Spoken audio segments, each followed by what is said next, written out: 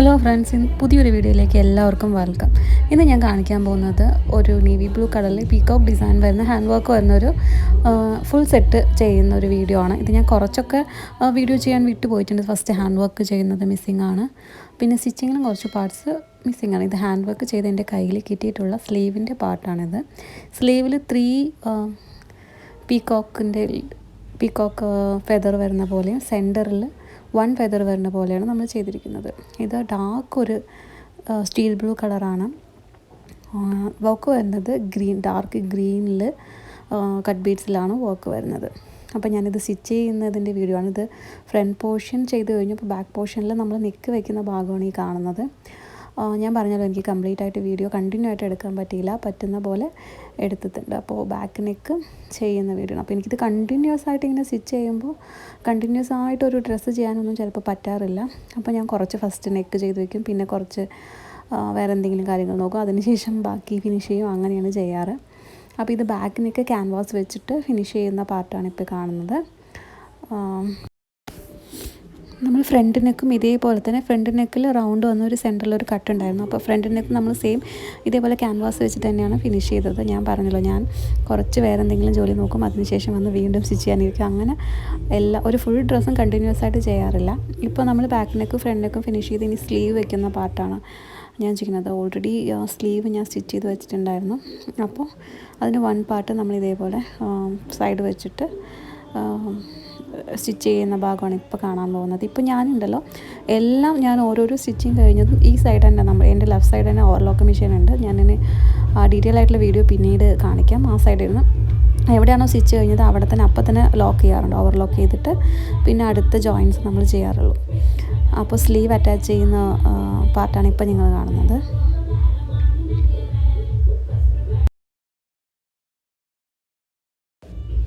ഇവിടെ ഞാൻ കാണിക്കുന്നുണ്ട് നെക്സ്റ്റ് സ്ലീവ് എങ്ങനെയാണ് ചെയ്യുന്നതെന്ന് ഞാൻ ഇതിൽ കാണിക്കുന്നുണ്ട്. ഞാൻ ശരിക്കും ഓവർലോക്ക് വെച്ചിട്ട് 2 സൈഡും, അതായത് സ്റ്റിച്ചിങ് കഴിഞ്ഞ ഭാഗം ഓവർലോക്ക് ചെയ്തിട്ടാണ് അടുത്തത് ചെയ്യാറ്. അപ്പോൾ നെക്സ്റ്റ് സ്ലീവ് ഞാൻ എങ്ങനെയാണ് ചെയ്യുന്നത് വെച്ചാൽ സെയിം നമ്മുടെ അതുപോലെ തന്നെ സ്ലീവിൻ്റെ പാർട്ട് എടുത്തിട്ട് നമ്മൾ ലൈനിങ് വെച്ചിട്ട് തിരിച്ചതിന് ശേഷമാണ് ആ സ്ലീവ് ഫുള്ളായിട്ട് ഫിനിഷ് ആയതിന് ശേഷമാണ് നമ്മൾ ബോഡിയിൽ വെച്ച് സ്റ്റിച്ച് ചെയ്യുന്നത്. അപ്പോൾ ഞാനിപ്പോൾ സ്ലീവിൽ ലൈനിങ് അറ്റാച്ച് ചെയ്യുന്ന പാർട്ടാണ് ഇപ്പോൾ ഞാൻ കാണിക്കുന്നത് കേട്ടോ.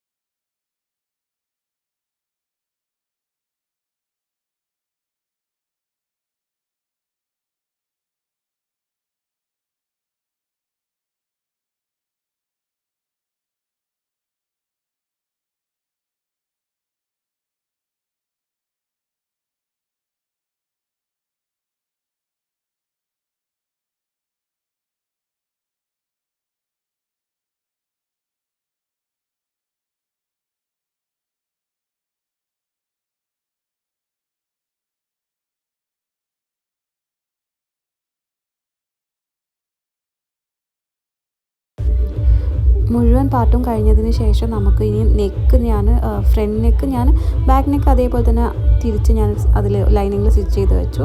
അപ്പോൾ ഫ്രണ്ട് നെക്ക് കുറച്ചുകൂടെ ഫിനിഷിങ് വരണമെങ്കിൽ നമുക്ക് ക്യാൻവാസ് ഞാൻ ഹെമ്മിങ് ചെയ്യണം. ഫ്രണ്ട് പാർട്ടിൽ വെച്ചിട്ട് ഞാൻ ഹെമ്മിങ് ചെയ്യുന്ന പാർട്ടാണ് ഇപ്പോൾ കാണുന്നത്. നമ്മൾ ശരിക്കും നെക്ക് ഹെമ്മിങ് ചെയ്യുന്നതാണ് കുറച്ചുകൂടെ നല്ല വൃത്തിയിൽ നമുക്ക് നെക്ക് കാണാൻ പറ്റുള്ളൂ. അപ്പോൾ നിങ്ങൾക്ക് ഇതിൻ്റെ ഒരു ഫൈനൽ ലുക്ക് കണ്ടാൽ മനസ്സിലായി കഴിയും നെക്ക് എത്ര നീറ്റായിട്ടാണ് വന്നിരിക്കുന്നത്.